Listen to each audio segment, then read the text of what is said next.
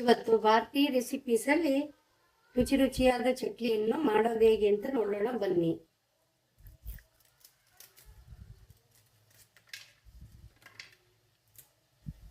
ಎಷ್ಟು ಸ್ಮೂತ್ ಆಗಿ ಬಂದಿದೆ ನೋಡಿ.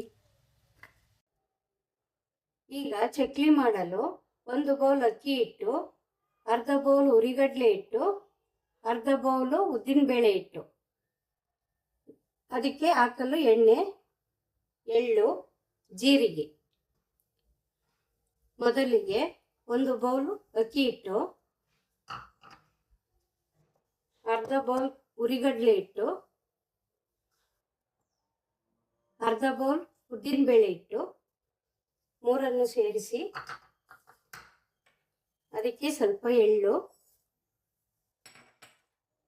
ಸ್ವಲ್ಪ ಜೀರಿಗೆ, ಸ್ವಲ್ಪ ಕಾದಿರೋದು ಎಣ್ಣೆ,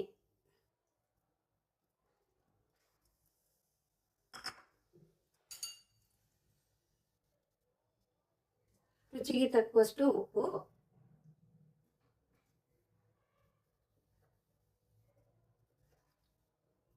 ಸ್ವಲ್ಪ ಖಾರದ ಪುಡಿ.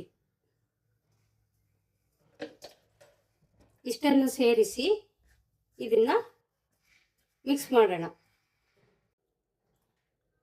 ಈಗ ಇದು ಚಕ್ಲಿ ಹಿಟ್ಟು ರೆಡಿಯಾಗಿದೆ. ಈಗ ಇದನ್ನ ಚಕ್ಲಿ ಒರಳಿಗೆ ಹಾಕಿ ಚಕ್ಲಿಯನ್ನು ಒತ್ತೋಣ. ಈಗ ಇದನ್ನ ಹೀಗೆ ರೌಂಡ್ ಆಗಿ ಒತ್ತೋಣ.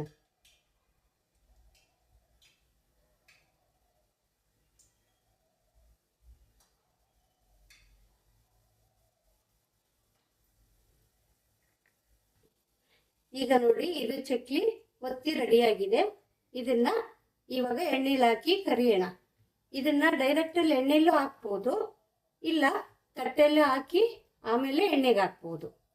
ಈಗ ಇದನ್ನ ಎಣ್ಣೆಲಿ ಹಾಕೋಣ. ಎಣ್ಣೆಲಿ ಹಾಕಿ ಡೀಪ್ ಫ್ರೈ ಮಾಡೋಣ. ನೋಡಿ, ಈಗ ಇದು ರೆಡಿಯಾಗಿದೆ. ಇದನ್ನ ತೆಗೆಯೋಣ. ಈಗ ಮನೆಯಲ್ಲೇ ಮಾಡಿದ ಚಕ್ಲಿ ರೆಡಿಯಾಗಿದೆ. ನೀವು ಈಗೇನೆ ಮನೆಯಲ್ಲಿ ಮಕ್ಕಳಿಗೆ ಮಾಡಿಕೊಟ್ರೆ ತುಂಬ ಖುಷಿ ಪಡ್ತಾರೆ. ಈ ವಿಡಿಯೋ ಇಷ್ಟವಾದಲ್ಲಿ ಒಂದು ಲೈಕ್ ಮಾಡಿ, ಸಬ್ಸ್ಕ್ರೈಬ್ ಮಾಡಿ. ಧನ್ಯವಾದಗಳು.